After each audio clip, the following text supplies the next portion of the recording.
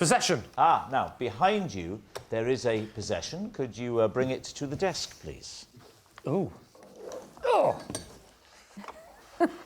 OK, now pop it on the desk. Oh, yes. There we go. Oh, right. This should be easy. Right, just get rid of that. This is the black cloth that I used to have to stop the sunlight waking me up in the morning.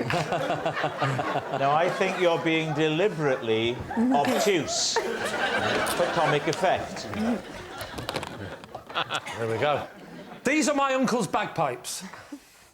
Years ago, I used to go busking and would pretend to play them while miming along to a speaker hidden under my kilt. David's team. How long ago was this? Oh, this was years ago. Years ago. Just think of the size of speakers years ago. What, give us a taste of the size of the speaker. No, it was about so big. Can you pick them up and show us how you told them? Show us how you would style this out with the bagpipes. Well, how you hold the bagpipes? Indeed. OK, well... Confident. So, you'd get this bit.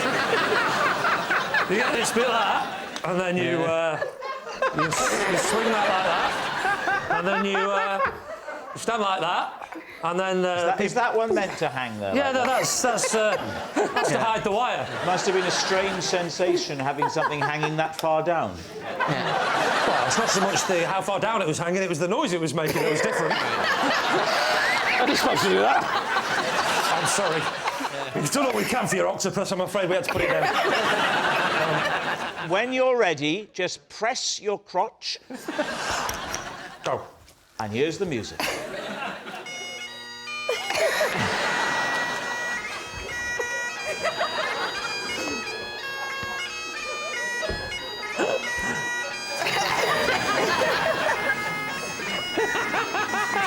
Are you blowing the wrong one? I had it upside down. I will say, so far, it's very convincing. Yeah.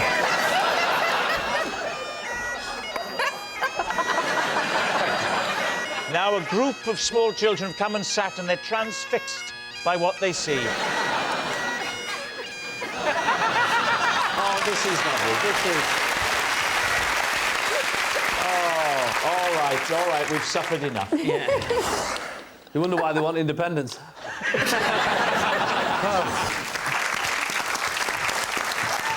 Did anybody ever rumble you? Yeah, I was rumbled, yeah. I was rumbled on a few occasions. Well, there's quite a lot of Scottish people visiting London as well. There is, yeah. Were they insulted, or did they find you out? You know, they'd say, like, oh, where are you from? And I'd... Right. Where are they from? Just about... So what do you think, Bryony? Truth or lie? I'm thinking lie. OK, Jason. I mean, I want it to be true so bad, but it just can't be. David, you're clearly going to go with your team. On this occasion, I am. They're saying it's a lie. Lee, truth or lie? It was, in fact, a lie. It's a lie. Lee didn't pretend to play the bagpipes. Because I kept losing my bin shoes, I've now tied them to my hall radiator with a length of elastic. They comfortably stretch to the end of the drive before the tension beckons me back. David's team. When you put said bin shoes on your feet, yeah, you're still tied to the radiator? Technically, but they're very elasticated, so it doesn't feel that way. You said when you get to the end of the drive, the tension of the elastic beckons you back. Talk us through that procedure. Well, I start walking, so it starts off... I've got a wheelie bin. Yes, of course. And I'm wheeling Just one? One wheelie bin, one recycling bin, OK. but we alternate each week. OK.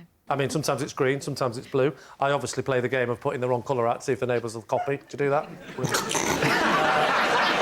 you do it first and then look, everyone copies you. It's fantastic. Sneak out at night, swap it back again. I'm a horrible man. So you get the bin, so I start walking like this. Are you all right? Yeah, no, I'm just taking it all in. Go on. OK. So we've had a lot of female guests. You're the first one who's ever said that to him. So I walk out and everything's fine, just walking. Oh, I'm feeling a bit of... oh, hello.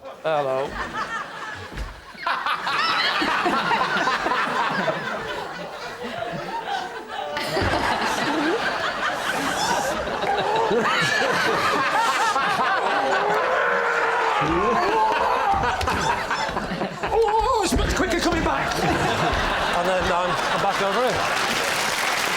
Right, there we go.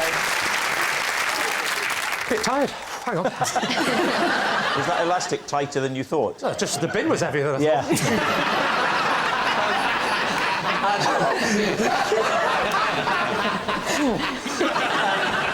Why don't you just use string? Because if you use string, when it comes back, it's everywhere. If you use elastic, it gathers up into a smaller space. But after a while, it all goes baggy. Well, that's just life, isn't that's it? life.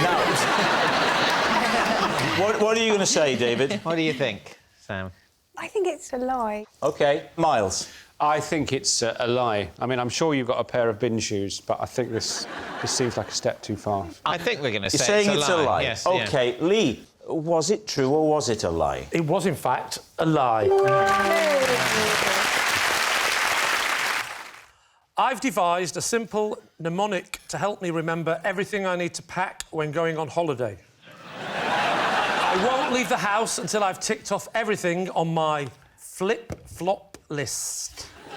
David's OK. I hate to do this, Lee, but could you take us through the mnemonic?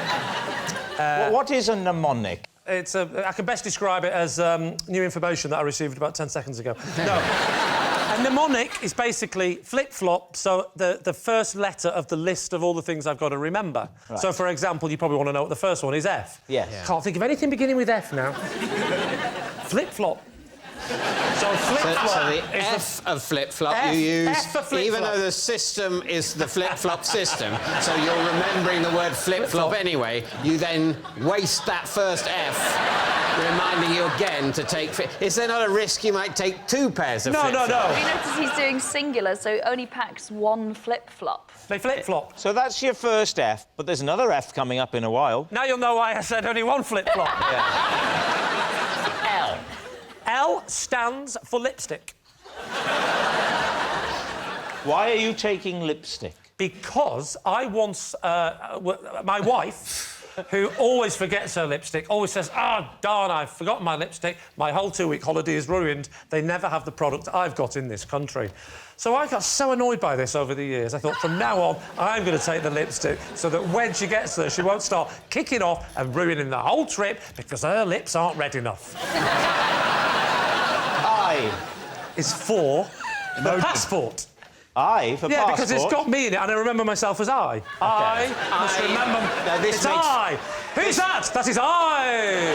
Makes perfect sense. It's I for ID. No, I never went with that system. No. And now I think about All right, it, I won't help it's you. crazy. Lee, you know that in just one letter's time we've got a P, which would seem very well suited for passport. It would. So what's, Right. what's P? My wife's passport.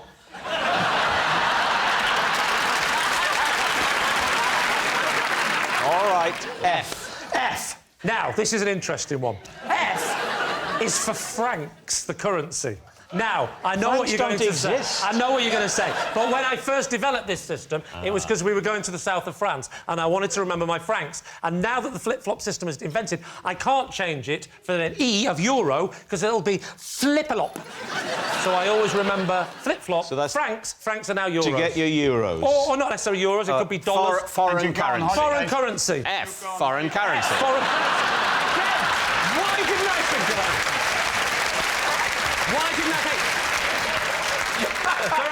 David, there are times when I wish I was married to you. L. L. I don't know if I told you about my wife's habit of wearing a different coloured lipstick on the top lip to the bottom. But, oh, yes. Yeah, no, it's an odd look. I'm not going to lie. It's an odd look. So it's another lipstick. Oh. Now, as everybody knows, when you go on holiday, there's one thing you've got to remember. And that is the suntan lotion. I go a weird shade of orange in the sun. And if I think of an orange, I always think of the suntan lotion. Yeah. Because orange body, suntan lotion. I mean, I don't know what you're going to use the P for, because you've covered everything you'd need. I take a spare passport for my wife because we have the old passport. You know, you keep the old passport when you renew. I always take it. Why? Because They cut through it. they cut through corner. it. But we once, you know, when you just flash them occasionally, we once lost the passport and used the spare one and went like that, and it worked. Flip-flop, it's FLIP. It's 8 letters, and you use 3 of them for passports, Yes. 2 of them for lipstick. Yeah. And over half of it is passports and lipstick. What do you think, Joe? Not much. Kiri, which way are you leaning? I think it's a lie. David, what's it going to be? I think we'll go lie. Right, well, feel the tension. Lee, were you telling the truth, or was that a lie? It's a lie. Yes, it's a lie. Lee doesn't use the word flip-flop to help him pack. En route to a meeting at the BBC, I gave CPR to an OAP. David old? C. Pardon? How old? I'm 48. Why did she need mouth to mouth? Well, it turns out she didn't, and... But, you know, how do I know how you fix a sprained ankle? And how did you encounter the OAP? The OAP was just outside the tube station where the BBC was, and soon will be again, I believe. Which line? What? Which line did you get on? I got the train to Waterloo, and then I got the tube. Which colour? Well, she started off sort of pink, then she went red. Then she went a bit yellow, and then I just got her back again. What colour tube? Funny enough, when I got back that day and my wife said, what's happened today? I think, wow, what a journey. When did this happen? I believe that you've been on the London Underground. Thank you, Dave. Well, should we leave it at that? Not quite. Describe the scene. I saw people in a circle looking down on the floor. Right. Someone said, is anyone a doctor? And I said, yeah, there's loads of people. Yeah. She goes, I don't suppose you can do CPR, can you? And I went, can I do CPR? And as it happens, I can do CPR. So what does CPR involve? Yeah. Put my hand there, and I started doing this. Yeah. This. What's your rhythm? I did this. That's too slow. Yeah, that is It's meant to be Oh, you wanted it staying in slow? alive. Oh, sorry, I thought you wanted it in slow motion. It's the music of staying alive. You wanted it in the pink beat. It's Yeah, but my record player's broke.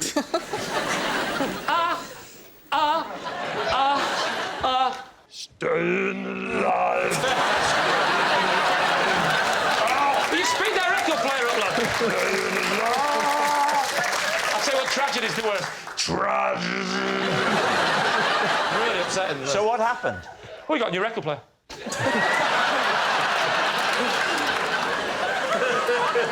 How many of these did you do? I think I did. Still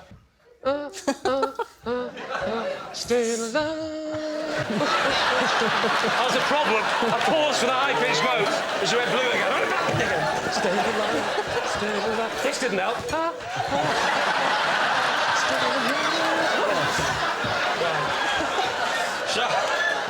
So I'd say I probably got through the first verse. OK, so you did the first verse of Staying Alive, then what happened? And then she literally got up at the right moment of the verse. She went, staying alive! Ooh. And then the ambulance came and took her off, and she went straight over a bridge and died. So, the story, what are you thinking? Stacey, does that have the ring of truth for you? Awful ending to the story, I'm so sorry. I'm very suspicious. He doesn't even know what tube he got on. That's the most doubtful part of the story. What do you think, Susie? Yes. No, I think his rhythm was all wrong. Whoa. You've been told that before. No, I don't believe it. Don't believe it? No. Then we think it's a lie. You think he was making all of that I do, up? Goodness I'm me. afraid. Lee, truth or lie? This is, in fact, a lie! I missed, ironically, after that. Yes, it's a lie. I once returned a T-shirt to a shop, furious that it had shrunk in the wash, only to discover, mid-complaint, it was, in fact, my 7-year-old son's. David. So what did the T-shirt look like? It was a small red T-shirt. I'm guessing you had recently bought a adult-sized red T-shirt and you had put that in the wash. Correct. But and presumably also your son's My identical son's red T-shirt, red- but purchased at a different time in a different place. I got it from Gap, and he got it from Gap Kids. And I just grabbed it, put it on, thought, oh, it's shrunk. I had no reason to believe it was any... I didn't check the label. That was my T-shirt, as far as I was concerned. So when you went back into Gap, what did you say? I was in a queue for ages. Someone shouted next, and so I thought I'm in the wrong shop.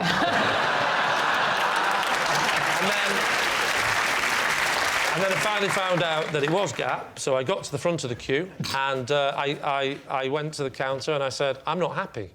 Yes. What did they say? They said, well, which one of the dwarfs are you? I'm interested in you saying that you actually put on your son's T-shirt, which, lest we forget, Yes. you said earlier is something for a 7-year-old Well, I child. didn't want to say it on national television. My son is clinically obese. But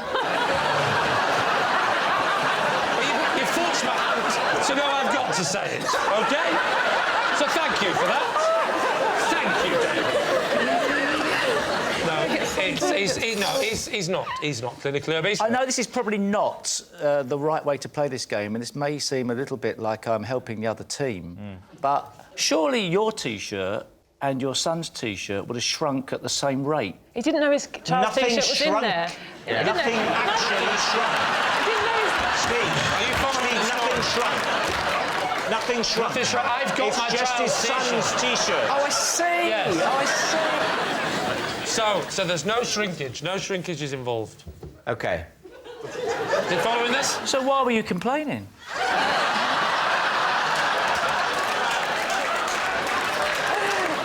So there you are at the front of the queue, and you're talking to the assistant. I handed it over. I said, I'd like to swap this. This T-shirt has shrunk. She looks at the label, which I haven't done. She looks at it and assumes that it is my child's T-shirt that has shrunk.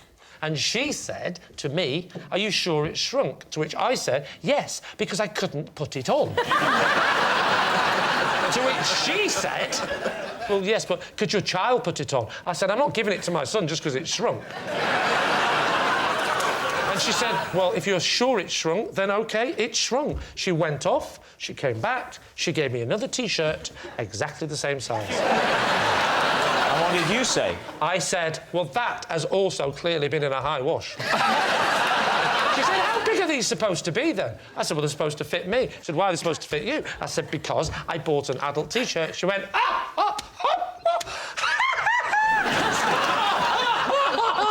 this is hilarious. I said, why? She goes, I don't even work here.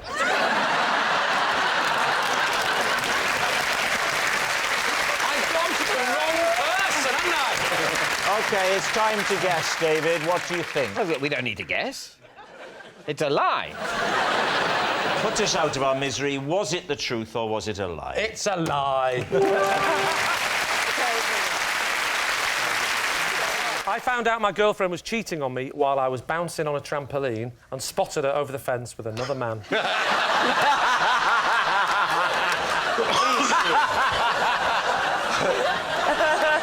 What age did this traumatic event occur to you? I was 18. So what were they doing next door? Well, you don't want to know that, do you? They were lying, believe it or not, on a trampoline. You were trampolining in your garden. Yes. And you saw over the fence. Yes. Into your girlfriend's garden. No, she didn't live next door. Oh, right. So Neither lived next door. Neither of them lived next door? Correct. Why were they next door, Because there was a party going on next door, and it sort of slightly drifted into my house. It was like two sort of houses were taking part in the party. It sort of bled into mine. What sort of trampoline was it, Lee? It was the TS497, the only trampoline. I remember jumping up over the fence, seeing them kissing and thinking, is that the TX417? Where did he get that from? I wish we could afford one of them.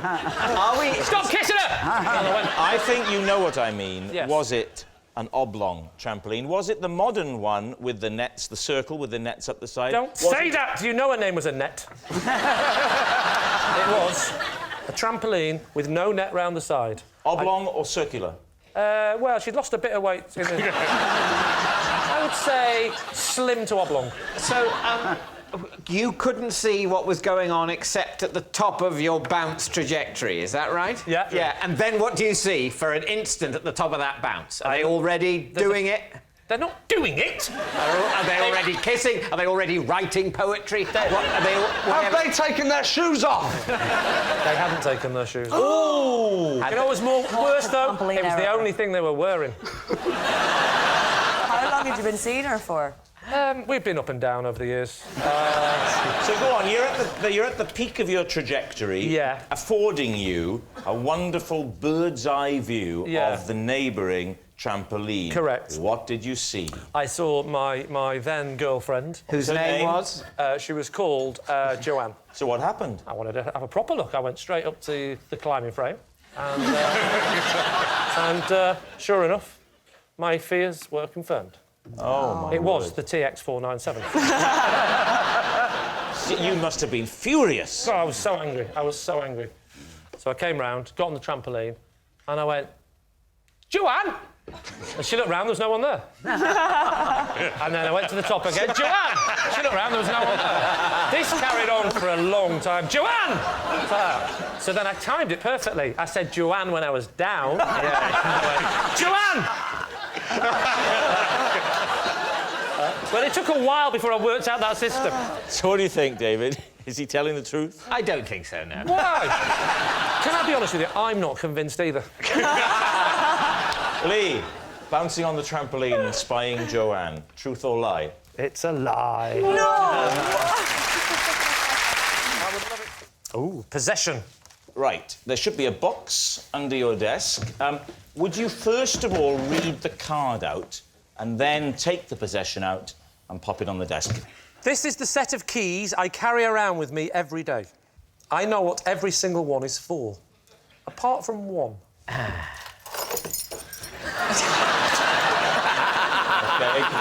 The box back on the floor. Just take us through the set of keys, Lee, in your own time. OK. Please don't feel you have to rush. It's not say in his own time, it's all of our time, really, Yes. isn't it? But, OK, carry on. So now, I've got 3 keys that look very similar, so I have to put those little things on to give you the different colours. And these colours help me a lot, because that's for the blue door, that's for the green door, and that's for the yellow door. Yes.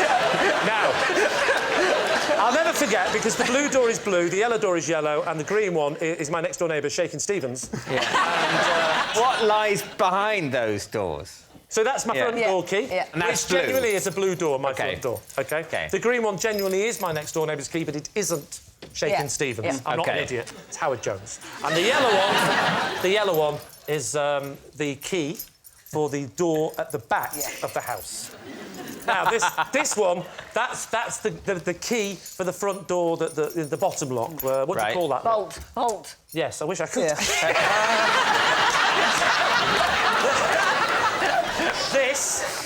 This unusual-looking key, that's for the money chest. Money chest.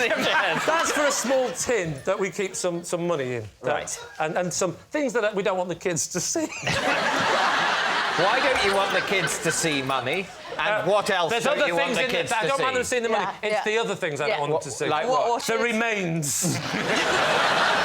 So, OK, that's where you keep your money and the remains of those who you've killed. Yes. Then you've got PBU. That's that one there.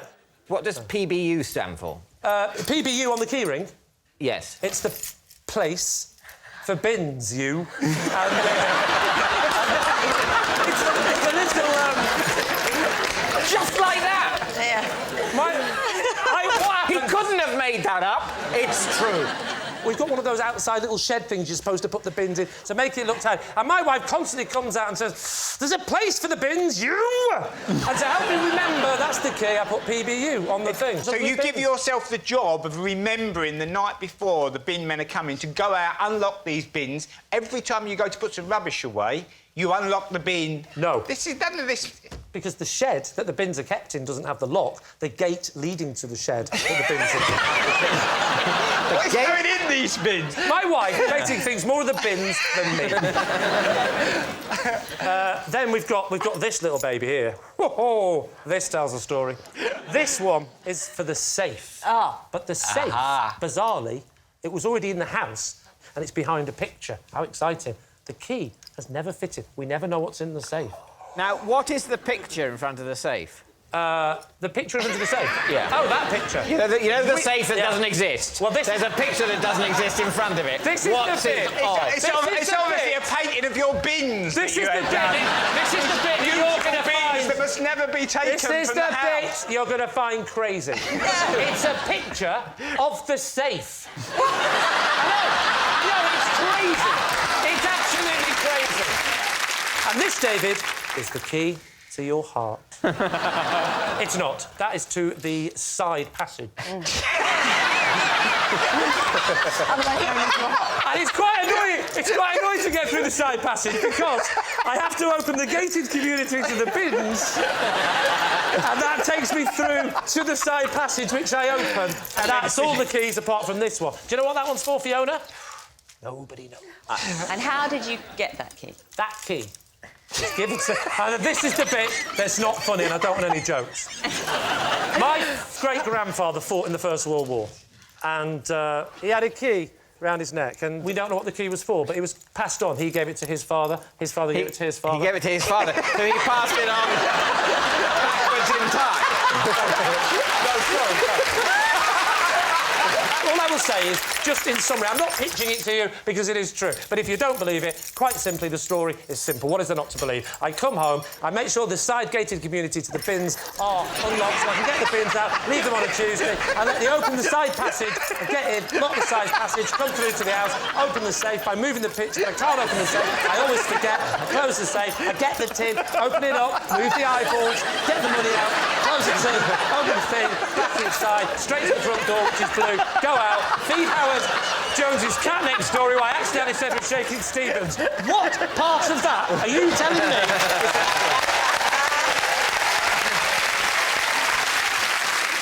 So what are you going to say, David? What does your team think? I think we're going to say it's a lie. Saying it's a lie. Lee! Was it the truth or was it a lie? It was a lie. Lee. I can smell if there is a dead fly in the room.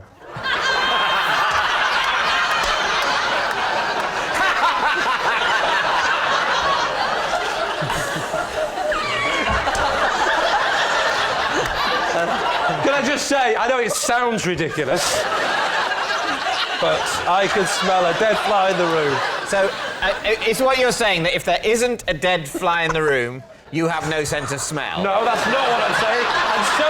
And you know damn well that's not what I'm saying, David. No, I can smell if there is a dead fly in the room. I can smell the dead fly. So is there a dead fly in here? Hold on. No, I can't smell a dead fly in this room, obviously. This is what we call a normal-sized room. I see. OK, well... A room in my house. How do you prove this? Do you actually sniff it out? Can you actually, like a sniffer dog, you actually find the dead fly with your nose? Or you just go... No. I never told you I could find them. You can't locate it, you just know it's somewhere within the walls. Well, not within the wall. I'm not talking about flies that might have been killed by a serial killer and then sort of plastered in. Yeah. I can't smell them. I can't smell them. No, definitely not. Right, OK. But you can't locate them, you just know there's somewhere in the room. I can smell if there's a dead fly in the room. So where... How can you put it to the test? Because you might have been in a room in which there was a dead fly and you have not smelt it and said there is no dead fly in this room. And people have believed you, and yet lurking in the corner... It's a good question, Joan. It's a very good question, and I wish that I had a good answer.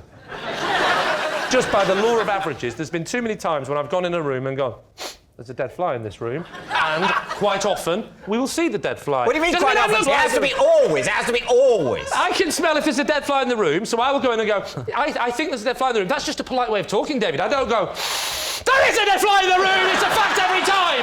This room is a disgrace! I talk more softly than you, David. I have a softer... I don't show off about my talents. Okay. I walk in a room and I go, I think there's a dead fly in this room. In fact, no, I think you'll find there is definitely. There always is. What does the dead fly smell of? It's a smell that I wouldn't want to describe to a friend. Try. Imagine you're a wine connoisseur. Right. It's the smell of a dead fly. I'm getting... Yeah, what are you getting? I'm getting a bit of wing. I'm getting another wing. And how many wings flies? Was it 2 or 4? 4. Another wing. And no, wait. There's only 3 wings. I think I know how this fly died. You've not really described the smell there. No, you've described the body parts of a fly while making sniffing noises. Well, I can't. You know, I'm a professional. You're an amateur. I'm trying to say it in layman's terms. Well, earlier on, I was. I came to see you in your dressing room to say hello, and I had a little look in the window, and only now I'm thinking there was a dead fly in there, and you never mentioned it. Before you came, and I went, smell of fly. But I found that smell was soon overpowered, Jason.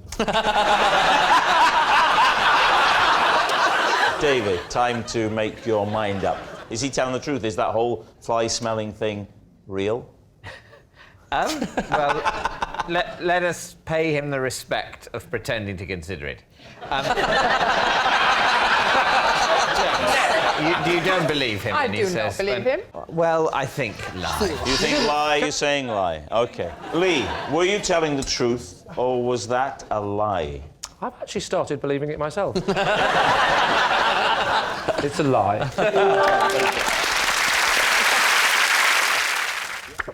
When I was 7, I had to be a bridesmaid at my auntie's wedding.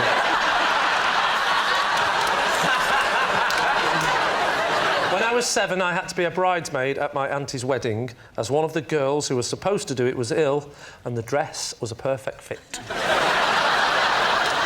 What did the dress look like? I describe the colour as traumatic. Why do they have to have a bridesmaid? Why couldn't they just say, if she's not well, let's move on? I think you're mixing it with admin. If someone says to me, put the dress on, I'd put it on. You know that, don't you? Do as I'm told. So you didn't display any reluctance to put the dress on? I may have said, you know, mother, father, I am a 7-year-old boy, despite the fact that I am 2 years younger looking and slightly androgynous. But please, give me some dignity. And my father turned around to me, he said, son, when I was your age, he had a pipe, when I was your age, my father asked me to put a dress on, and I put it on, and his father before him, and his father before him. You'll put the dress on, and you'll smile. Was there a page boy as well as bridesmaids at this wedding? I was a page boy once, and if another boy had dressed up as a girl, I would have felt it was fair game to persecute him. Well, true, but luckily the page boy came up to me, little Sharon, and he said, he said, tell me about it. You know, you think you've had a rough day. You know what I mean? I'm a 24-year-old. How much notice did you get? Pardon? How much notice did you get? Quite a few people. I think, you know, from memory, quite a few people were, No, you idiot. How much warning? How far in advance?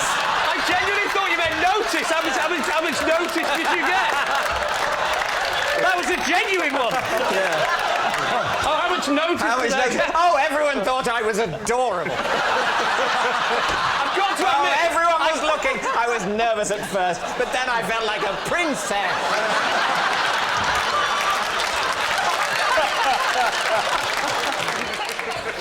Oh, I see. How much in advance did they tell me? Yeah, how much notice? How much notice did I get?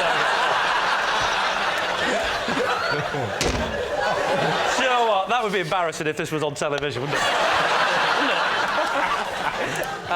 I think I got, like, I don't know, 5 hours or something. She was ill at the last minute and... I just think you would have absolutely refused at that age. Listen, I said, Dad, I don't want to do it. And he went, listen, I'm not your dad, I'm your mother.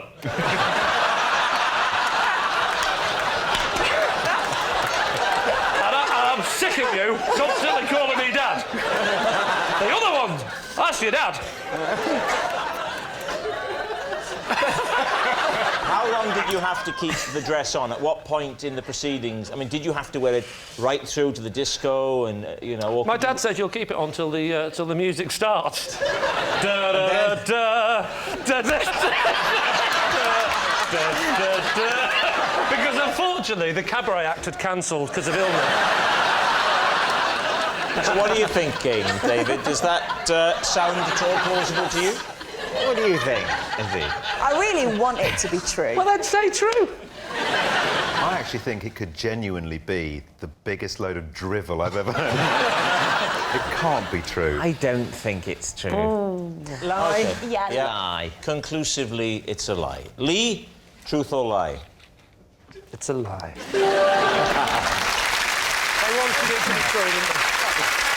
Yes, it's a lie, Lee. When I'm at home, I amuse myself by shaving only half my face and doing that thing where you have a conversation between two people.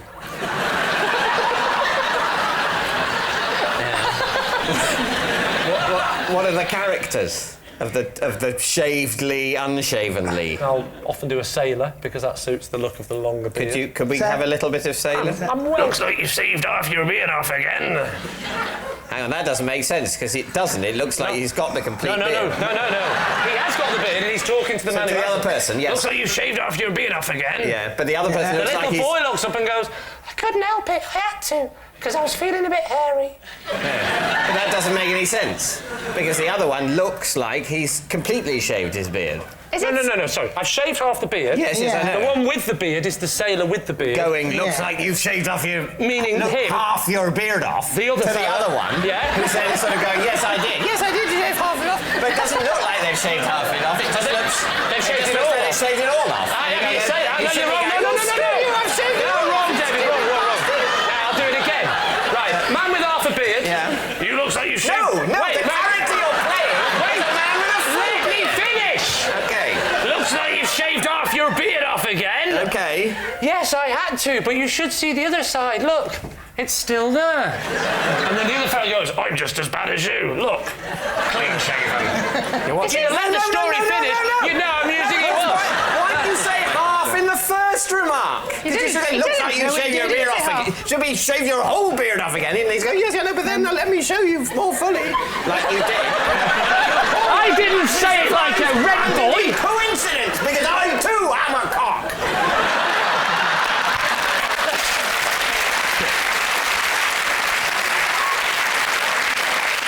You know what? The kids just laugh and clap. Right, David, time for a decision. Well, I think we think it's a lie, don't we? I think so, yes. Yeah. Definitely a lie. Saying it's a lie. OK. Yeah. Lee, is it the truth or were you telling a lie? It is, in fact, true.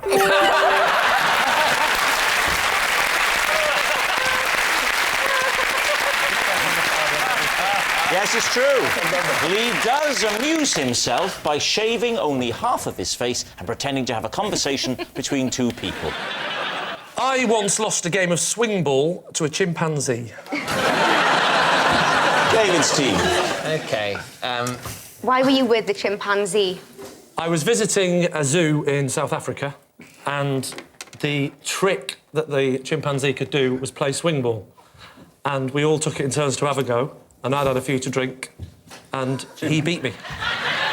What time of day was this? Time of day? Yes, Before the monkey's bedtime. Are you refusing to answer? I'm not refusing, but I'm thinking about it for a while, because I don't know if you mean South African time or English time. Which is very similar, but I think there's an hour's difference. Do you mean the South African time? I mean the South African, local time. The local time. I believe... sorry, you've thrown me a bit, because most times I tell people Local time at the zoo on the occasion of your match. I've been using this... I chimpanzee. can't lie, over the years, I've been using this anecdote at the darts and things. Oh, did I ever tell you, lads, about the time I played swing ball with a chimpanzee? No one's ever said, what time of day was this? He threw me for a second. Most people go, chimpanzee swing ball? Tell us more, you interesting person. I suppose what's different is that when you tell that as an anecdote in the pub, people go, it's polite to go along with the bullshit that Lee talks.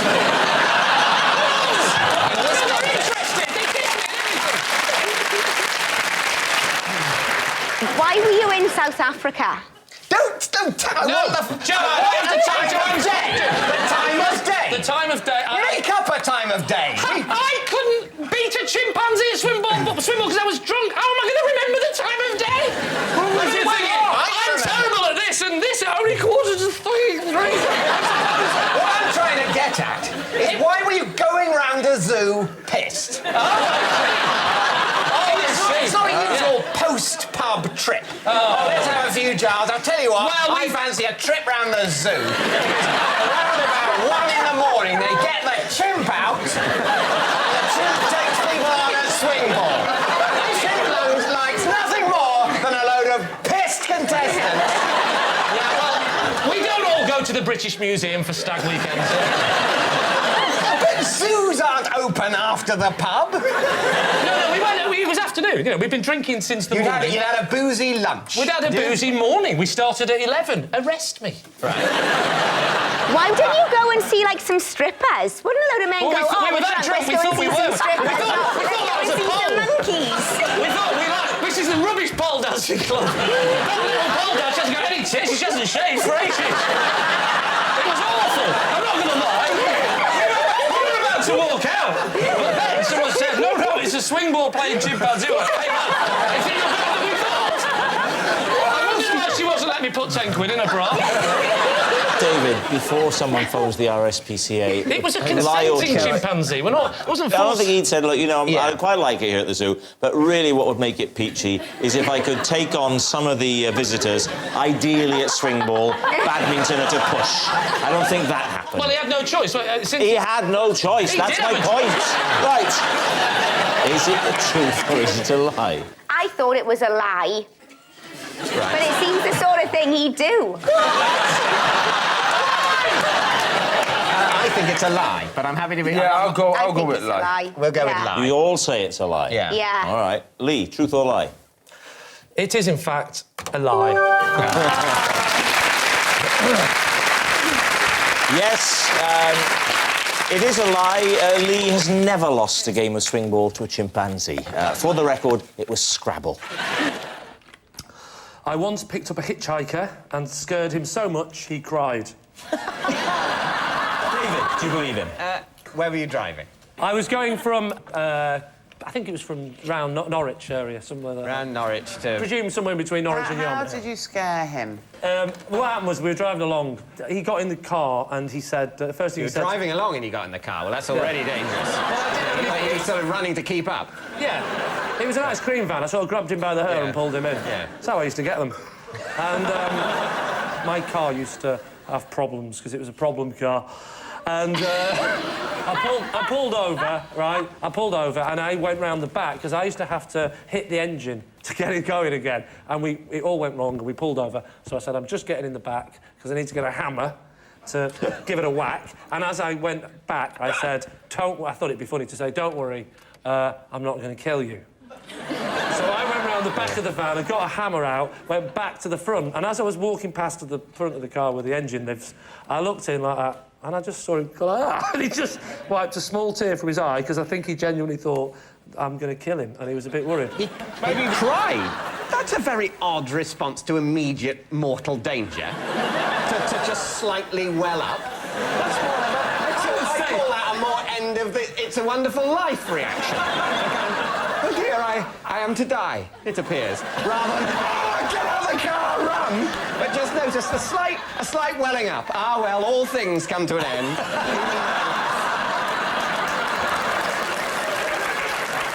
David, what do you reckon, then?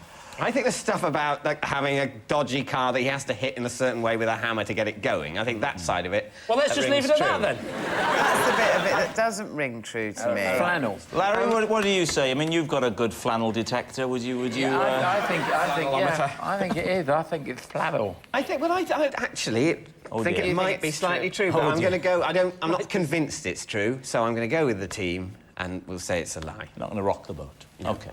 Lee Mack. I say that it is indeed the truth. It's true. Lee did once pick up a hitchhiker and scared him so much that he cried. Even Lee now admits it probably wasn't a good idea to shut him in the boot with the other hitchhikers. I once accidentally swallowed a party hooter and for 5 alarming minutes honked every time I breathed. David's team. When did this happen? About minutes ago. What kind of party was it? It was a child's party, and yeah, it was a child's party. Were you a child or were you the entertainer? Yeah, I used to be a child. I'm not like David. I used to be a child. And how old were you?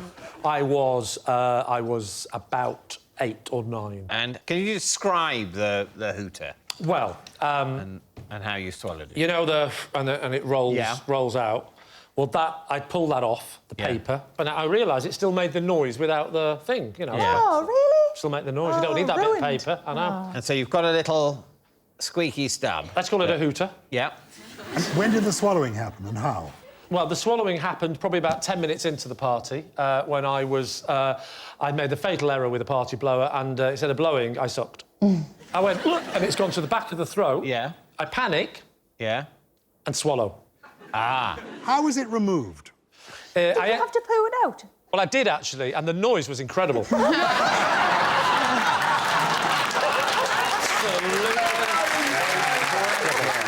No, it got wedged to the back of my throat, and obviously now I can't breathe and I'm panicking. But wait, I can breathe. I simply have to breathe through it. And that's when the donkey fell in love with me. And we've been married ever since, thank you.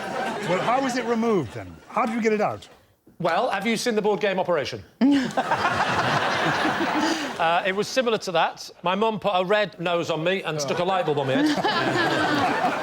And when they tried to remove it, I went... The red light went on, and they were out. No, they tried different things. I was still breathing, obviously. Every breath was a small trumpet. Yeah. Every breath in could have been my last. Silence. Oh, thank God.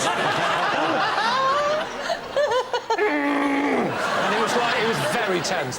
And at this point, I slightly regretted not having the paper still on, because I thought that would have looked great, especially if a fly had gone past at the same time, and then got it in. People would have gone, did you see that? That was amazing! So what are you thinking? Lou? No, I'd be very surprised if that's true. What about you, Giles? It's a farrago of fantasy. OK. We think it's a lie. You do think it's a lie, don't you? Lee, was it true or was it, as they think, a lie? It was, in fact, a lie. It's a lie. Lee didn't swallow a party Hooter. Last year, I bought a suit of armour from an antique shop. Then had to wear it home on the train because it was easier than carrying it. David's team. OK.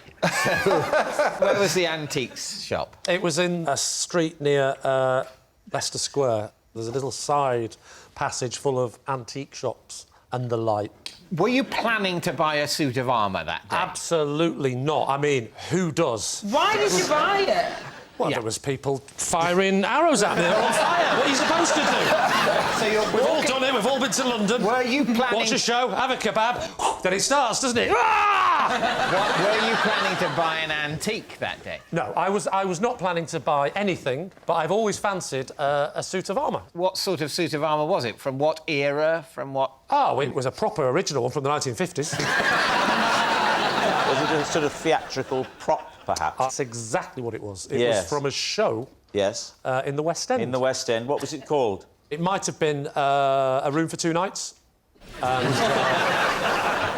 this was just one of the costumes. I don't know where the other one went. It was on display. I went in, I looked at it, and I said, "Is this for sale?" He said, "No, but if you make me an offer, I might consider it." I made him the offer, he considered it.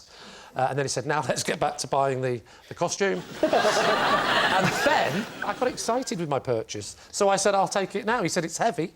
I said, "I think I can manage." And he jokingly said, "You could always wear it home." And I thought, hang on. That's not only a purchase, that's a story for Would I Lie to You? So I said, "Do you mind if I get changed and I'll go home in it?" He said, "All right, then." And that's what happened. I got changed and out I went like that. How long is your entire journey, door to door, from the shop to your home? Well, usually in normal clothes, it's about, I'd say it's about an hour. Yeah. This took 3.5 days. What do you think? Is he telling the truth? I think it's a lie. I would love it to be true, but it's a lie. You can't get underground with a load of shopping bags. So AJ thinks it's a lie. Joel thinks it's a lie. I think, David, you're thinking it might be true? It's a lie. Oh, God, no. No, I think it's a lie. Lee, truth or lie? It is, in fact, a lie. Yay! Yes, it's a lie. Lee didn't wear a suit of armour on the train home. Ahead of a forthcoming beach holiday, I've been practising my snorkeling in the bath. Last week, I managed to stay under for the entirety of the Archers. David's team. Lie. For some of the younger people who have full and vibrant lives, what is The Archers? The Archers is a radio soap opera about people who do archery. Is your bath big enough that you can effectively bob in it full length? No, my bottom is showing up out of the water. Oh, God. Picture the scene, Lucy. And you remained in that weird position... For the whole of the Archers. For the whole of the Archers. Was that the omnibus, or...? No, I wasn't on a bus, I was in the bath. Where are you going on holiday where there's going to be such great snorkeling? Thailand. Sorry, not Thailand, sock shop.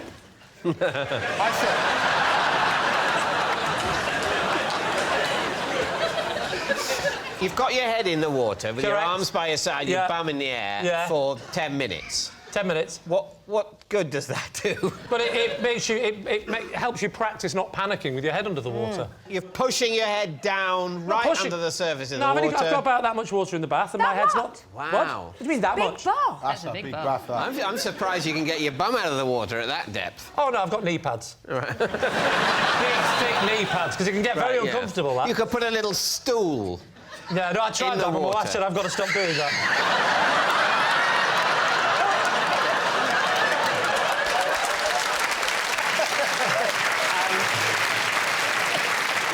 So what are you thinking?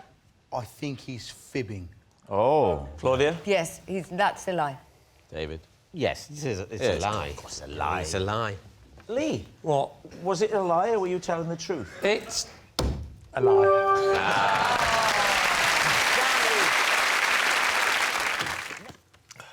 11 years ago, I did a very bad thing in the kitchen. The time has finally come to confess all to my wife. David's team. What did you do? I broke a pot, a cooking pot that you bake chickens in. You roast chickens in. Okay. Chicken pot. What was so special about the chicken pot? Good question, Greg. Thank you. Any ideas? Was it a wedding present? It wasn't a wedding present. No, it was terracotta. Yeah. And it's got a lid on it. Heavy. Yeah, it's pretty deep, man. Yeah.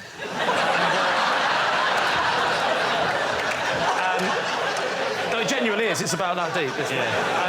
And you put the lid on. And the thing about these terracotta pots is you're not supposed to wash them. The pot absorbs the flavour over the years. I had about an hour before she was coming home, and I knew she would not be happy about this, so I raced to the local kitchen shop and fortunately got the exact same pot. How many years? About half an hour to age it. How many years had the previous one been aging? Oh, 7 years. So you had to do 7 years worth of casseroling? Yeah. In half an hour. In half an hour? No, I had to make it look like it was weathered. How did you do that? First of all, I put a bit of soil on it. Then I put Marmite on, and then baked it very quickly on a high heat, and then scraped the Marmite off. Then I got sandpaper, a bit of sandpaper on it. All this in the half an hour? Unbelievable speed. Before she got home? When she arrived home, did she suspect anything? Well, I was with another woman in bed, but apart from that... How did you break it? Well, I was fixing something with a screwdriver, and I got in a bad mood, and I threw the screwdriver down. You threw a screwdriver so hard that it shattered an ancient cooking pot. Didn't shatter it. Cracked. And it's not ancient, but the word pot was correct in that Did you sense. say you... I threw it down, it bounced, and it just chipped it a bit, but it was enough to make my wife... She would have noticed that chip. So, you said... Just let me have a drink and have a think about this. I'm not even married.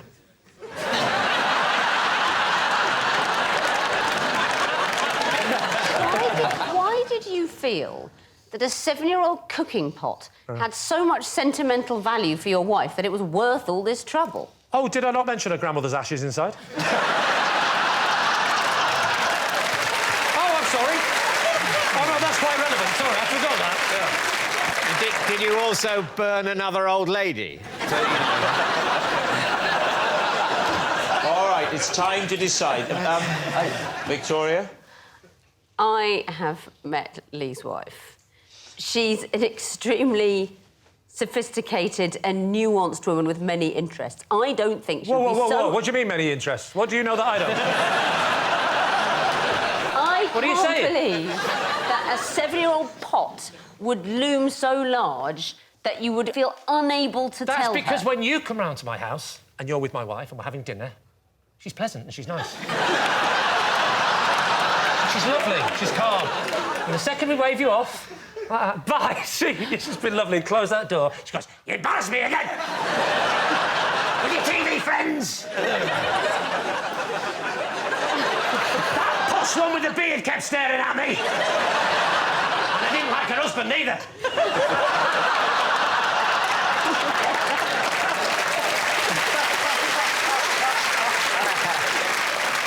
OK, I've got a couple of extra questions. Oh, Lord. What, you say it wasn't cracked, it was just chipped? It was... Was it usable? Yes, it was definitely usable. You would have been able to say, I'm really sorry I've chipped it, but the thing that you so love about it, all this accumulated flavour, is still there. It's not affected by a tiny chip. There's a tiny bit missing. And actually, apparently, all the flavour comes from the sweet spot. And that's what had gone. Where was I remember as it chipped off, I went, smelt the pot, nothing. I took this little piece of it. Even though the functionality of the pot is unaffected, you thought she'd be so furious at superficial damage to it... Not superficial. It is superficial. No, it isn't superficial. I haven't told you the size of the chip, have I? No. OK. You just simulated it. You went like that. Yeah, but you don't know how I'm holding it. I'm holding it at the edge of... the edge of it. It goes round here. I'm holding it, you see. David, it's time to get a grip and make a decision. Sorry, so the flight of the screwdriver... Can I just the pot was ruined, David. That's all you need to know. Well, yeah, but when you said... There you go, David! Yeah. Do you know what? I wish I'd have taken my chances with my wife at the time. This is unbearable! Right. It is time to decide. Second question. No. What did you do with the damaged pot? I hid it to begin with, and then over the next couple of days, when she wasn't looking, I slowly moved it towards the door. I moved it very slowly. Because she only notices things when they move. Yes. She's Tyrannosaurus Rex. She would be sat there with a glass of water watching the television. I would come down with a step and she'd see the water shimmer like that.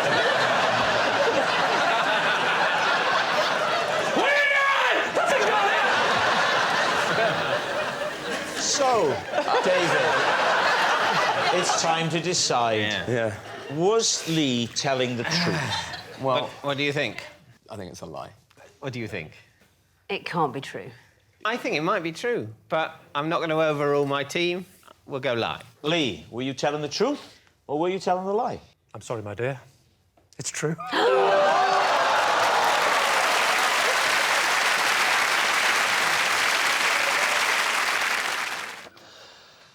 Because I'm so scared of cutting my fingernails, once a month I'll have a large glug of night nurse and ask my wife to do it while I'm asleep.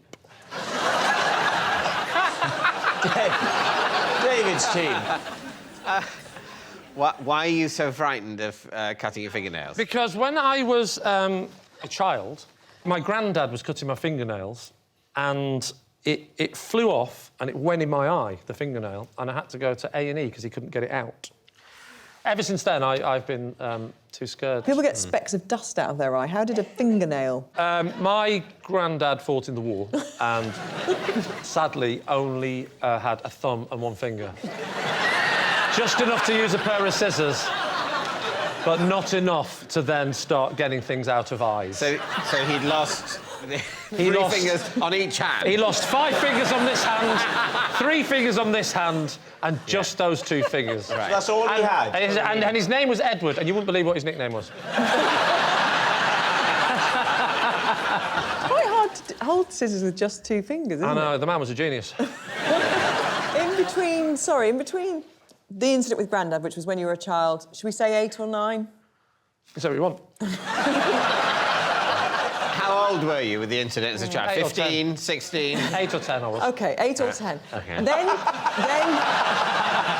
then the next person to cut your nails was your wife. Did you meet her at 11, 12? I can't remember the time. I'm guessing in your 20s.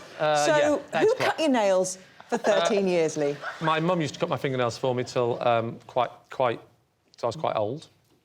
With the night nurse? No, just her. Did the night nurse solution immediately present itself, or did that come later? No, my mum... look, I don't want to get my wife jealous. You know what they're like with mothers and stuff. My mother had a more gentle touch. She was able to cut my fingers in a way that wasn't traumatic. Not your fingers. Your fingernails. Yeah. Well, did I just say fingers? Yes. Yeah. Oh, well, I'm sorry, Rob. I have to say that would be a remarkably gentle touch if you could actually cut your fingers off. Yeah. I mean, that would be... She would have been the surgeon of her generation. You know, she didn't need... They didn't need anaesthetic with her because it's so silky with the scalpel work. My fingernails. She cut my fingernails very gently. Yeah. You know, you've met my wife. She's got massive brutish hands. And she hasn't got that delicate touch. You remember when she met you last time and she sort of gripped you by the hand and you fainted? Yes. Hiya, Rob!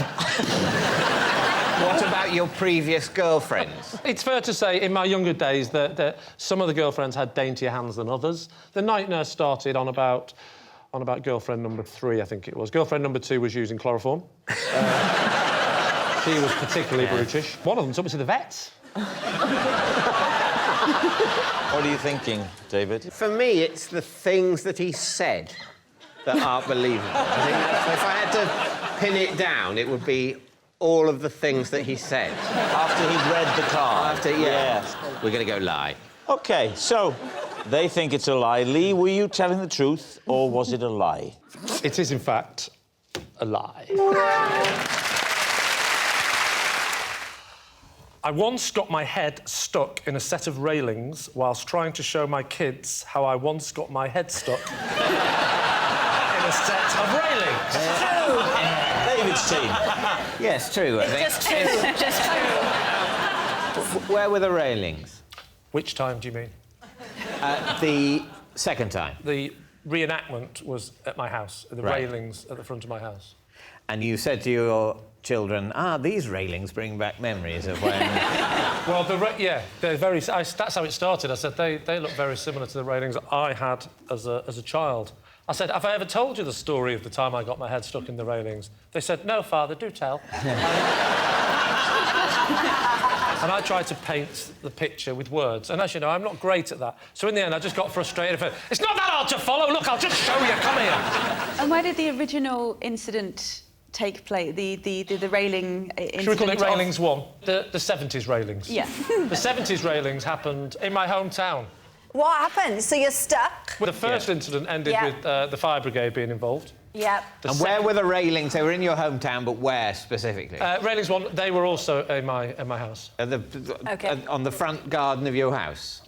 Yes, yes. We tried it in the upstairs bathroom, but they didn't look nice. Railings 1. We were struggling to get out of the bath. Oh, these are... Railings 1, the fire brigade was called. Yes, correct. And what did they do? They had to saw one of the railings. Yeah. What age were you for Railings 1? I was about 9. So this is a very scary occurrence for a child of 9. How did you react? Were there little tears? There was little tears, yeah. Oh, Mother, my head is stuck in the rail, I said, vocally. I'll never forget, she came out with a glass of wine and a cigarette and laughed for about 25 minutes. And how were you extricated after Railings 2? Yes. That means how did they get you out of the railings? We tried all sorts of different systems. The kids started off with Lurpak. How far apart are the railings? Oh, about 40 years.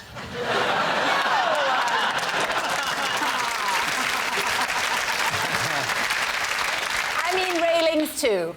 Railings 2. I think about the size of his head, obviously. Well... Yeah. Otherwise, he wouldn't be stuck, would he? I know. I can tell you this far apart.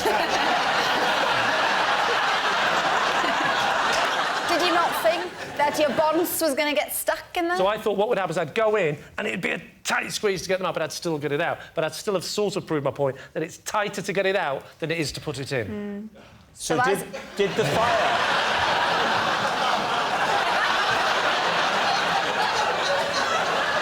What happened next?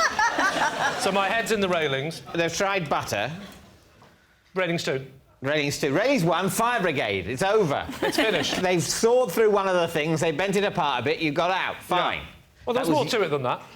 What more? Well, it's a long story. My mum fell in love with one of them and left my father. Okay. That's a whole different episode.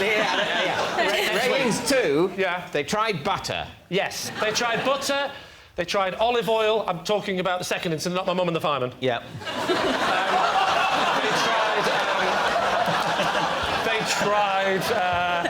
What did they try? They tried olive oil, they tried butter, they tried soap. They tried an array of lubricants I have in my house. So at this point, on either side of your head, there's quite a clot of slippy goose. I'm not going to pretend it was a nice image, because it wasn't. Yeah. Especially given that my backside was facing the road. And particularly that I was stupid, I was only in my boxer shorts. You in your boxer Because I thought this will take a second. No one passes by my house. This will only take a second, so I'll take my trousers off first. Did you get scared? I was apprehensive.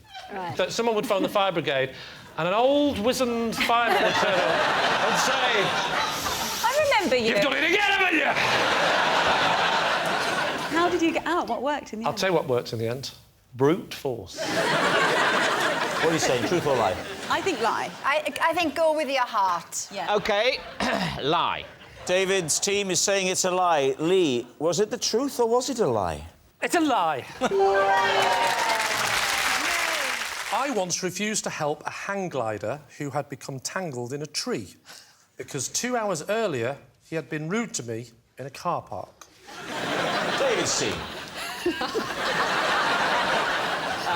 I love it. How high up in the tree was he? He was about 2/3 of the way up of the tree. You probably want to know the height of the tree, don't you? Yes, please. The height of the tree was about how high he was plus 1/3. So he wasn't 2/3 of the way up the tree, he was 3/4. He was... If he was 2/3 of the way up the tree, then the height of the tree was how high he was plus a half.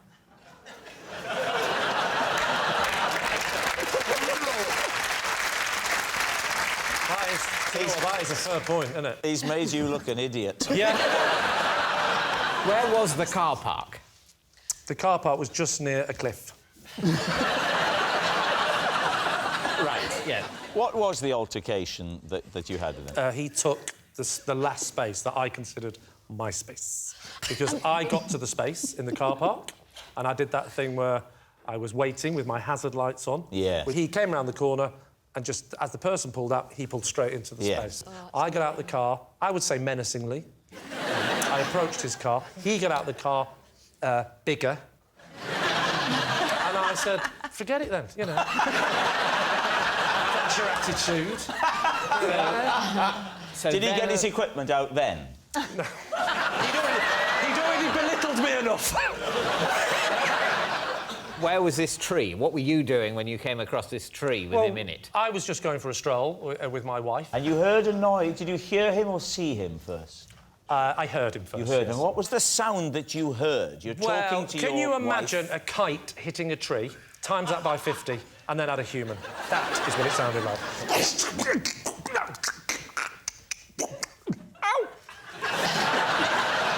Obviously, I took the smart-ass approach and I went, oi, think you'll find I was going to park there?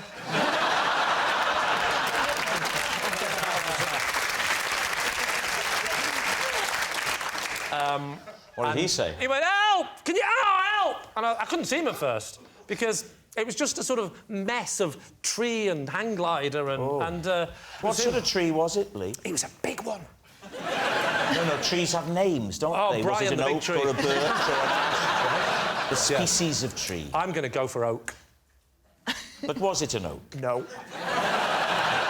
I'm walking along with my wife. Ba, ba, ba, ba, ba, ba, ba. Ah, crash! Pow! Wow! Ow!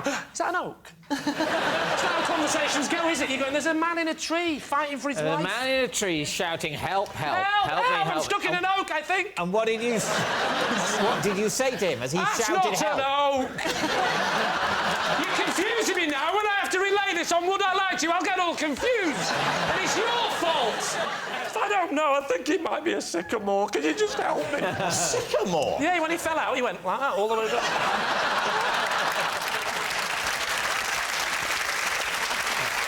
And what did your wife have to say about this? My wife said, we must help him. And I said, I refuse. I absolutely refuse. And she just went along with Nope. She climbed that tree. Yeah. She climbed that tree. With her bare hands? No, she got human hands.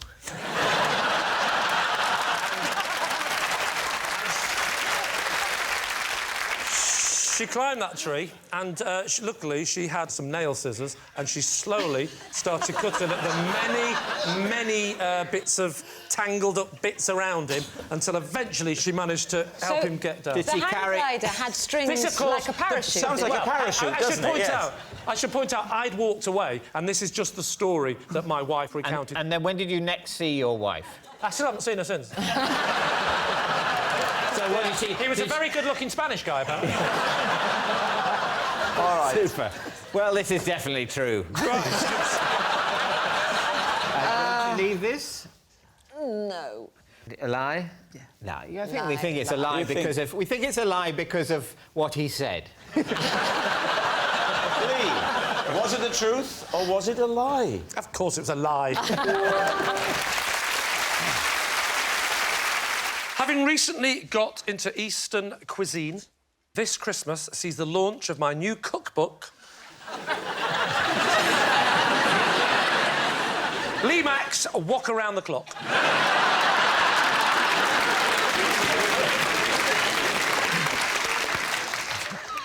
David. Give us some of the recipes from Walk Around the Clock. Shall I give you my favourite ones? Give just your favourite 6 or 7. OK.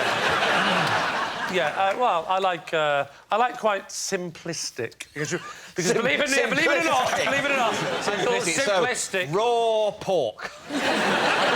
So, sweet and sour pork balls is one of my specialities. How would you cook your sweet and sour pork balls? Well, I'll tell you exactly how I would cook my sweet and sour pork balls. For £9.99, you can find out. Did you go to the publishers with this idea? I went to Penguin because they're the only book publishers I've heard of. How keen were they? Because I have to say, if I was a publisher and you came to me, I wouldn't be interested. Well, ironically, Penguin didn't pick it up straight away. Yeah. Did you work in conjunction with a proper chef? Of course, I was helped a little bit. Who? By whom? It's a friend of mine, works at the Chinese restaurant. What's the name of this person? You wouldn't know him. Well, give it a try. Steve. Steve Jenkins. I've been going into the Chinese restaurant a lot recently. And I've been really sort of learning about it and savouring the dishes. And I keep saying, Steve, this is fantastic. What is this? And then he says something in Chinese, which I don't understand. And then I said... Steve Jenkins is Chinese? He was adopted when he was a kid. Taken to China. But he was an English baby, yeah. This is a true story. They took Steve Jenkins. They adopted him. Even though he was a baby, he was known as Steve. Obviously not. Then he was called Baby Steve. So this Chinese couple adopt baby Steve. Stephen. What's his full name? He's called Steve Jenkins. They don't change his name. Well, they couldn't change his name, could they? Continue to call him Steve Jenkins. Well, he was clearly an English baby. They knew he was going to grow up looking Western. Was he the only Steve Jenkins in his school?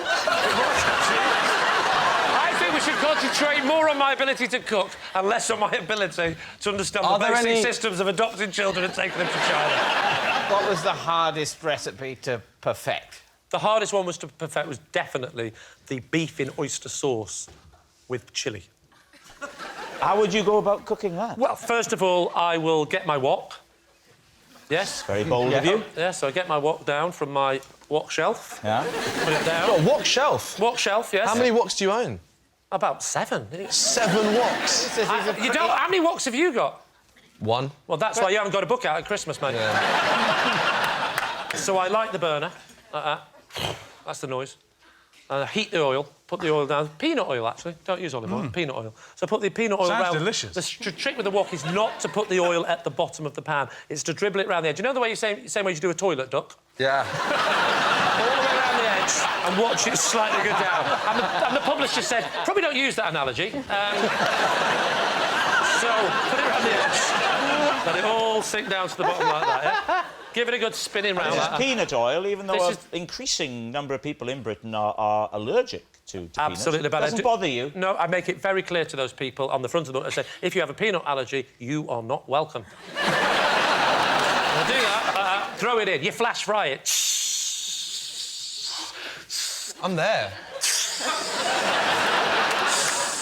Then you're throwing in 3 or 4 different ingredients, depends which, but there's different versions of it. But I'm going to go with the one with lots of greens. You've got lots of broccoli, you've got lots of carrots, you've got lots of a few sesame seeds. You're throwing it in. The thing is to feel the pan, feel it, become the pan, become one with the pan. You flick it up like that, stir it round. That's when you add the sauce. That's when you've got to add the sauce, the oyster sauce. But it's homemade oyster sauce. How do you make homemade oyster sauce? I'll tell you exactly how you make homemade oyster sauce. You get some water from the tap, you soak your oysters in it. Yes, you do use oysters. You soak them for 4 weeks in water. So the water goes black. How does it go black? You get your squid ink. You squid ink it in. You mix it up. You then mash it down, in. Get it really liquidy. It's on the turn, but it's not gone off. You've got to get it just on the turn. You put it in, you whisk it round. It's not anymore because stop that. It's gone. It's simmering away like that. It all settles down and you pour it onto the pan like that. £9.99. The book's yours.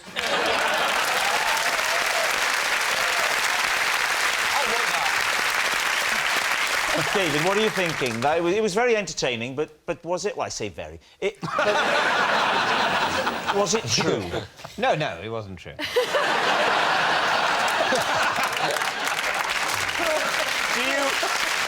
Do you need a little time to discuss this with your team? No, I know.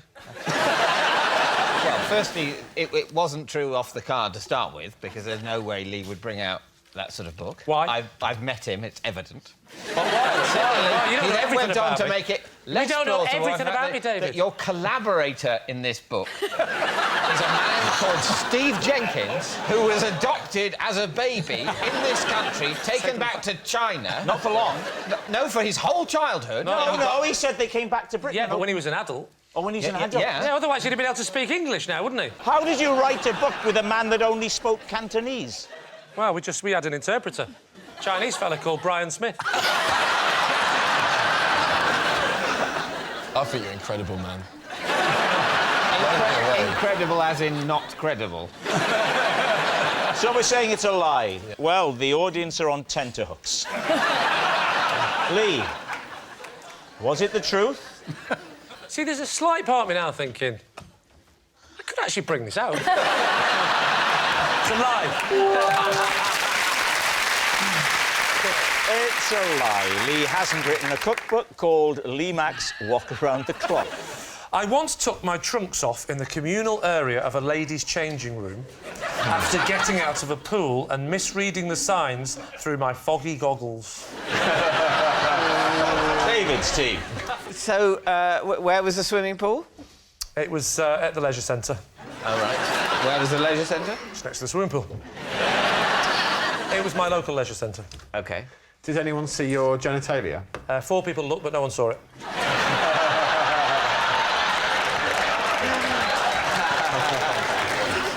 I'm keen to know, at which point were you planning to take off your goggles? When I get out of the pool, I shake off like that. Yeah. I turn back, let them have a nice look, and then I put the goggles up. There's no way you'd keep your goggles on for the walk.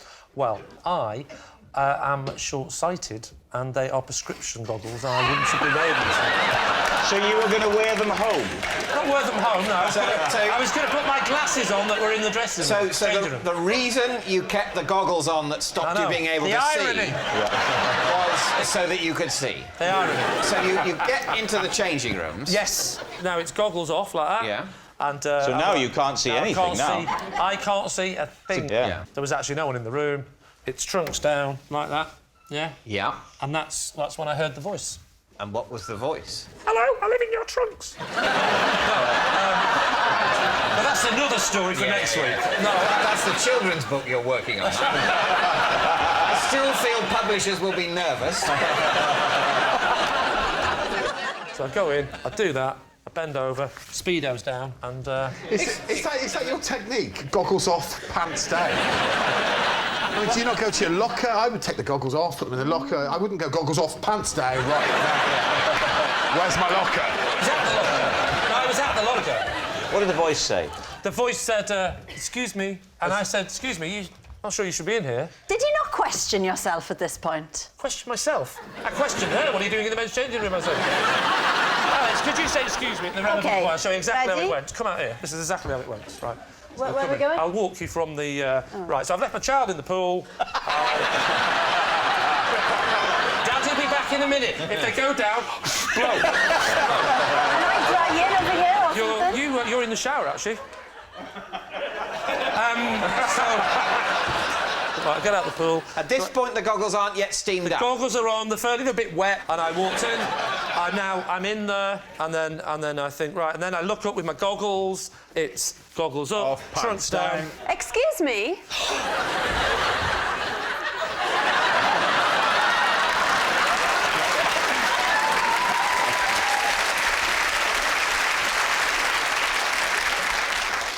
You're that woman from the One Show. This is the ladies. Get out, you pervert. I think you'll find this is the men's changing room. Hang on a minute. No, that's not right. Because if you said that to her, I think you'll find this is the men's changing room and you believed it, then your system would kick back in again. Bam, the pants would be... Oh, no. I wasn't going to make a point and go, right, come on then, beat that!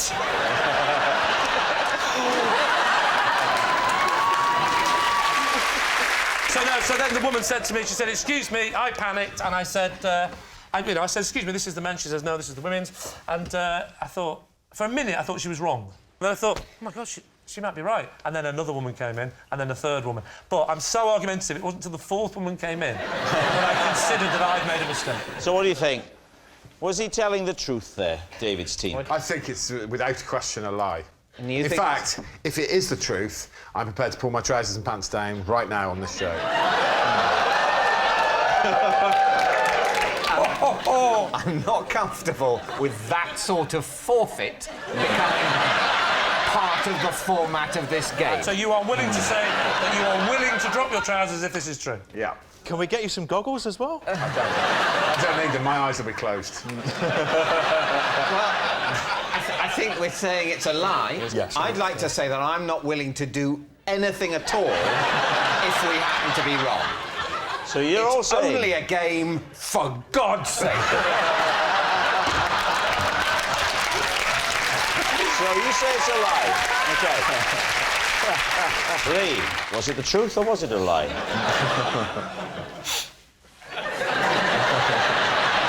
It is, in fact, Greg, true.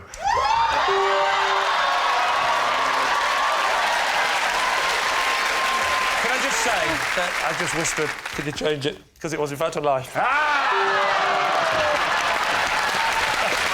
Yes, it's a lie. Lee didn't take his trunks off in the ladies' changing room because of his foggy goggles. I can always remember all my ex-girlfriends' names and the order in which I went out with them because their initials happen to make the acronym Bermuda. OK, off we go. Bermuda. B. What? B. B? Will you please give me the names of all your ex-girlfriends and make the acronym Bermuda as quickly as possible, please? OK, Brenda. No. Brenda! Superb! Brenda is still as popular a name as ever. E. Sorry? Ethel? I'm helping you. What's the next one? Ethel. E. Is it Ethel? No, it's not Ethel. Enid. No, it's not Enid. Have another guess. Erin. Sorry? Erin. Erin. OK. I'll just spell Bermuda. Well, I know, that's joking, yes. Sorry, R. That was that was actually Regine. Sorry? Regine. Regime, as in regime change? No. Next up after Regine was the lovely Molly. Molly. I could tell you a thing or two about Molly, but this isn't the time. Next one. What about you? This was the weird one. This is the weird one, right? They're all a bit weird. Not actually her name, right? But in my nickname for her, Una. What was her real name? Sally. Why did you call Sally Una? Because Una Stubbs played Aunt Sally in Wurzel Gummidge. Oh, that's very good. That's very good. He's good. Yeah, Dave, experimental year. If you've forgotten it, I'll never forgive you.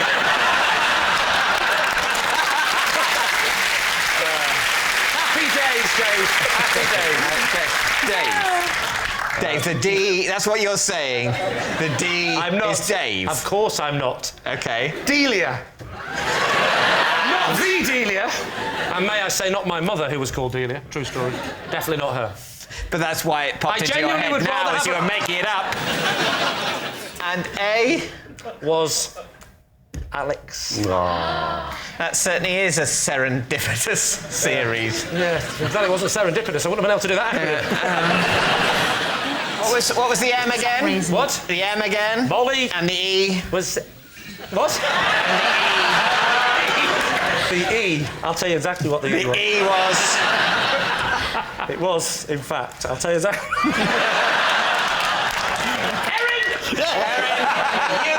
What? And the U. And I the loved U. her. No. The U. Sally. Real name. Sally. Yes. Come on, Lee. You know this. The D. Give me a D. The D was. Mummy. Deirdre. The E. Give me an E. Erin. The B. Give me a B. That was a long time ago, to be fair. Brenda. And the R. And the R was Regine. Regine? Little Regine. Yeah. Well, is that a name? Regine. It's a name, isn't it? Tell me it's a name. Regine's a name. Anything's a name, isn't it? I went out with a girl called Cupboard for 3 weeks. Not a joke. Where did Cupboard come in the Bermuda list? Oh, she was before I invented the acronym system. Sorry, it was a system. It didn't happen by accident. You were seeking out people beginning with these letters. What was it about the island of Bermuda? Because all my ex-girlfriends went missing.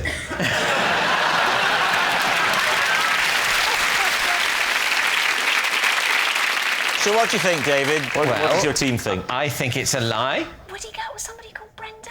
What do you mean, would I go? Yes, she was Miss World, right? She came and she said to me, I really like you. And I went, and I like you. What's your name? Brenda. Forget it.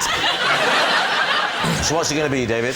I think it's preposterous because it's preposterous. I think it's a lie. I think it's a lie. You're saying it's a lie? Yeah. OK. Yeah. Lee, were you telling the truth or were you telling a lie? Of course I was telling a lie. Oh, yes, well done.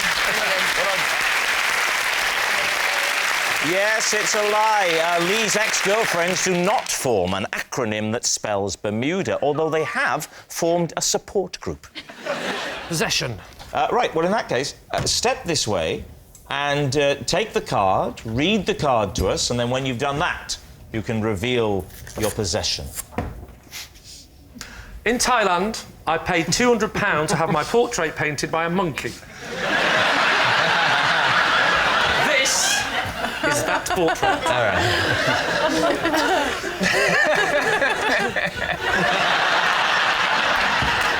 Can I give you that? David, what do you think? There you go. Treasure it. What colour shirt were you wearing? You probably want to ask less what colour shirt I was wearing, what colours were available to the monkey at the time. You don't particularly remember it being green?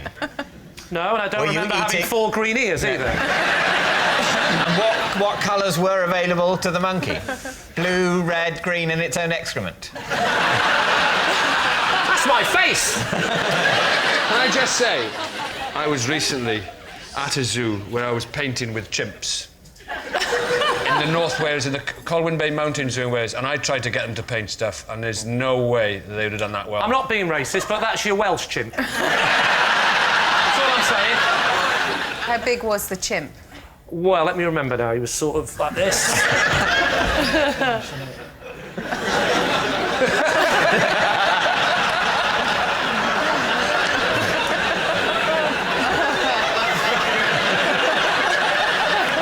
he's about that big sat down.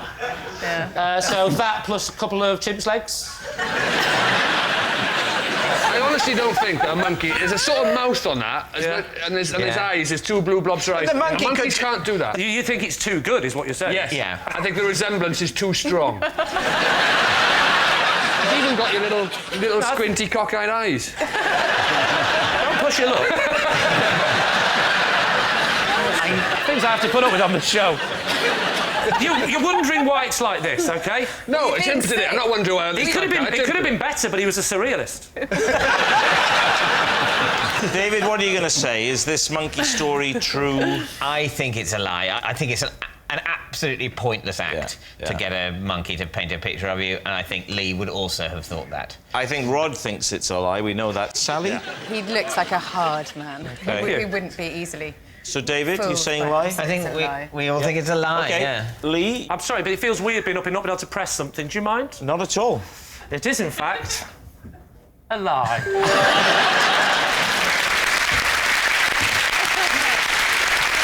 Yes!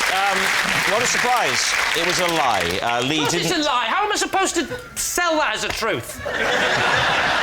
Do you know what? I'm glad it's not mine. How am I supposed to have a chance? My 4-year-old son is watching. Thanks for doing it, and I'll fix it, and I'll bring it home. And tell him I want me 200 quid back on that monkey suit. Yes, it was, of course, a lie. Lee didn't pay £200 to have his portrait painted by a monkey in Thailand. I mean, why would a dumb, hairy beast who spends all day throwing his feces at the wall and scratching his bottom want a portrait from a monkey? I can tell the circumference of someone's head just by looking at them. David, what do you think? No, you can't. Let's move on. I actually had my head measured yesterday for What a week. waste of time. You should have just come here today. So I know exactly what my head circumference is right now. Hey, Catherine, bring it on. Go on, then. What's her head circumference? Let the lady ask if she wants to know. Yes, Catherine. Can I help you? Lee, Yeah. what is the circumference of my head? Could you just have a little bit of a... I would say that, from my expert opinion, you are... I would say you are a large.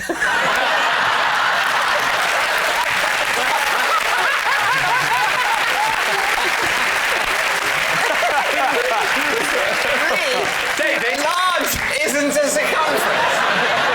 Tell me, what did he say? Because you've got it wrong, I guarantee. Listen to this. What did he say? He said that I was 24 inches. Well, there you go. Classic layman. You're clearly a 23. What do you reckon about my head, you know, in terms of circumference? You're a 26. 26. Right, 26 inches. 28, 26, 23 and a half. You're not just reversing perspective and thinking that the heads that are further away must be larger.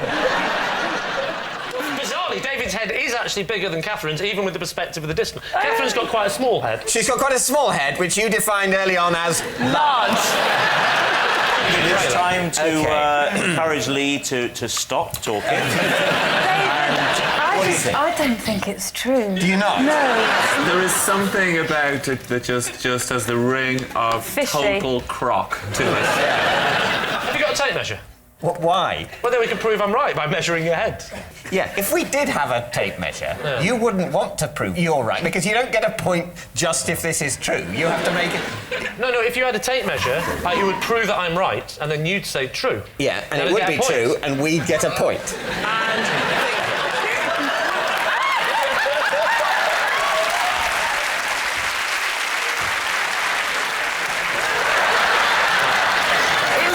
Do you mind if I just... Don't worry, I know what I'm doing. I used to be a vet.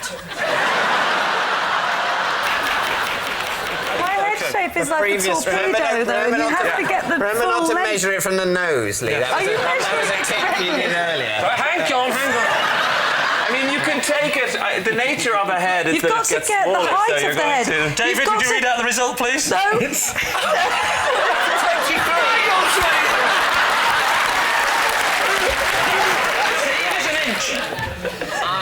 So, David, what does that lead you to? I still don't believe it. Really? I still don't believe. Do you believe him now? No, I do you don't. believe him now? Oh, my A goodness. little bit. You believe it a little bit. I think we're going to say this is a lie. You're going to say it's a lie? Yeah. Lee Mack. Yes? Were you telling the truth or were you lying? I was, in fact, telling a lie.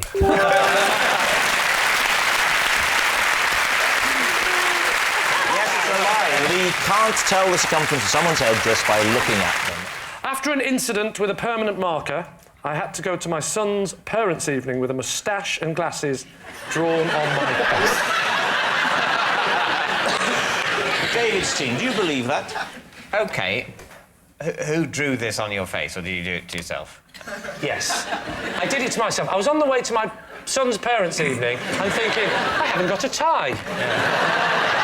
Oh, I know, I'll pretend I'm somebody else instead. All right, what happened? I was asleep one afternoon. My wife thought it would be funny if my son drew the thing on the face. So she said, go and get one of your felts, because the felts are, you know, the washable ones. He started drawing on my face. I woke up, I laughed a bit, I let him carry on, and then we looked at the pen, realised it was permanent marker. And when I went to wash it off, it came off a bit, but not enough. And we were late, so we just had to go. Can't you try, I don't know, white spirit or something? Doesn't that work? I could have tried a blowtorch as well. No. I mean, silly bang. What sort of moustache was it? Was it a sort of typical twirly one? Or just a sort of more Hitler-type thing, or...? Couldn't go into your son's school with a Hitler. Well... Could you? Well, you definitely couldn't, David. Yeah. That would be wrong.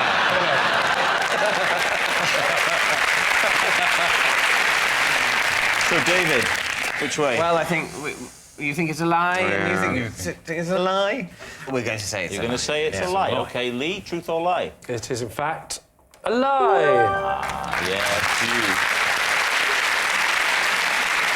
It's a lie. Lee didn't go to his son's parents' evening with a moustache and glasses drawn on his face.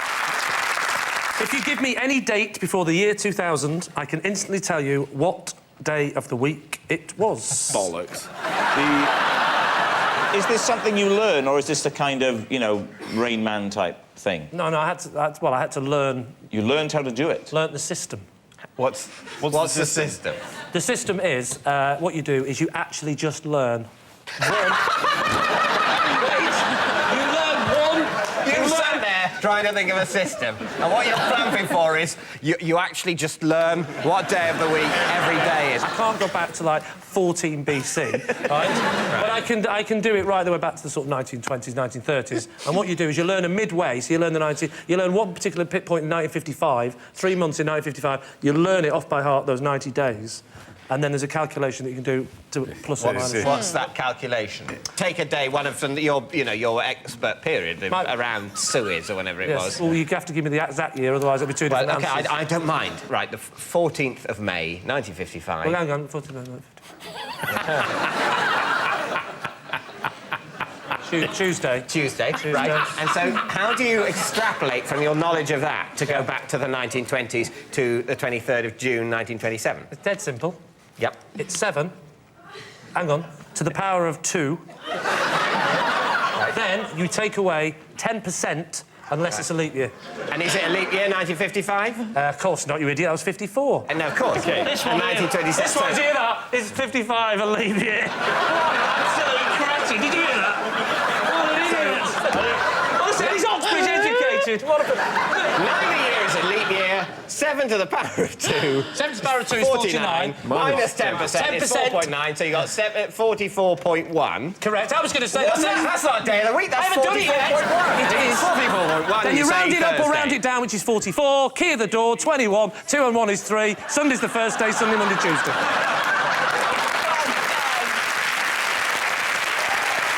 So, David. Lie. You're saying it's a lie? OK, Lee, are you telling a lie? Of course I'm telling a lie.